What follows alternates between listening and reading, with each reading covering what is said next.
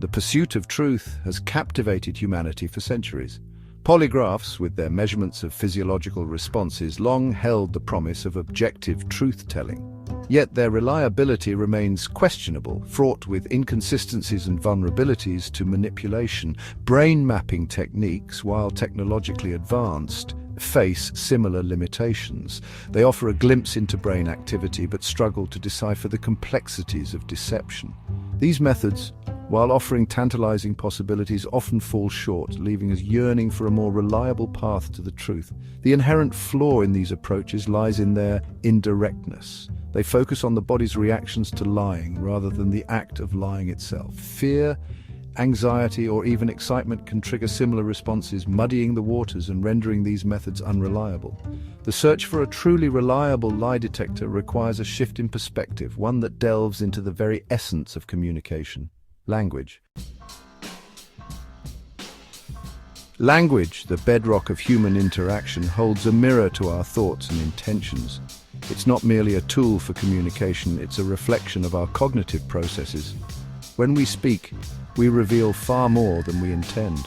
Our choice of words, sentence structures, and even grammatical nuances paint a vivid picture of our inner world. Just as a fingerprint identifies an individual, our linguistic fingerprint reveals our truthfulness.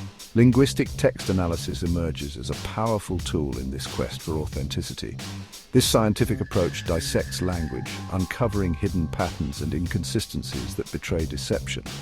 Lying, as it turns out, is a cognitively demanding task. It requires the liar to invent a believable narrative while suppressing the truth. By analyzing these linguistic fingerprints, we gain access to a treasure trove of information, allowing us to discern truth from falsehood with remarkable accuracy.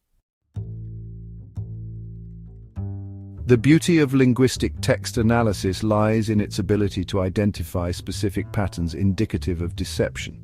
These patterns, often subconscious, emerge as the liar grapples with the cognitive demands of maintaining a facade.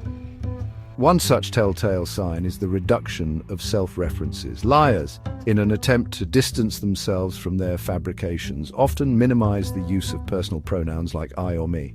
Instead, they resort to third-person narratives or passive voice, subtly shifting responsibility away from themselves. Another red flag is the prevalence of negative language.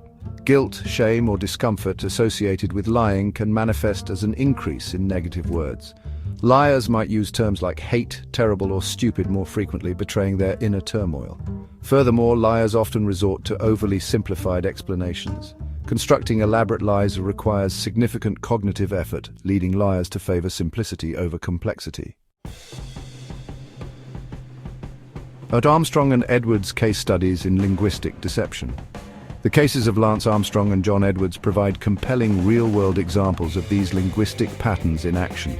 Armstrong, once hailed as a cycling legend, vehemently denied doping allegations for years.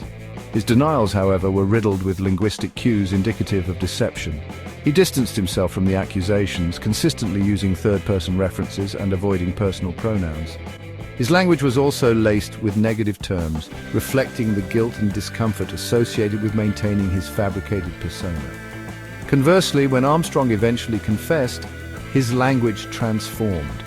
Personal pronouns peppered his confession, and he spoke with a newfound ownership of his actions. Similarly, John Edwards, former senator and presidential candidate, initially denied paternity of his love child. When he finally admitted the truth, his language became direct, concise, and acknowledged his daughter by name. Unveiling deception in everyday life. While the cases of Armstrong and Edwards highlight the application of linguistic analysis in high-stakes situations, these techniques prove equally valuable in our daily lives. From evaluating the authenticity of online reviews to navigating workplace dynamics, understanding linguistic cues empowers us to make more informed decisions. Imagine scrolling through online product reviews. By paying attention to the language used, we can differentiate between genuine customer experiences and potentially fabricated reviews. Excessively positive language, a lack of specific details, or an overabundance of superlatives might suggest a less than authentic review. In professional settings, recognizing deceptive language can be crucial. During negotiations, being attuned to our counterparts' language can provide valuable insights into their true intentions. Towards a world of authentic communication. In a world awash in information, discerning truth from falsehood has never been more critical. Linguistic text analysis, with its ability to unmask deception through the subtleties of language, emerges as an invaluable tool in this quest for authenticity. By understanding the telltale signs of lying, reduced self-references, negative language, simplified explanations, and overly complex sentences, we equip ourselves to navigate a world rife with misinformation and half-truths. While traditional lie detection methods often rely on indirect measures, linguistic analysis provides a direct line to our thoughts and intentions. It allows us to peer behind the curtain of carefully constructed narratives and discern the truth that lies beneath. As we become more adept at recognizing these linguistic fingerprints, we foster a culture of authenticity and accountability. By embracing linguistic awareness, we pave the way for a future where communication is characterized by honesty, transparency, and a shared commitment to truth-seeking.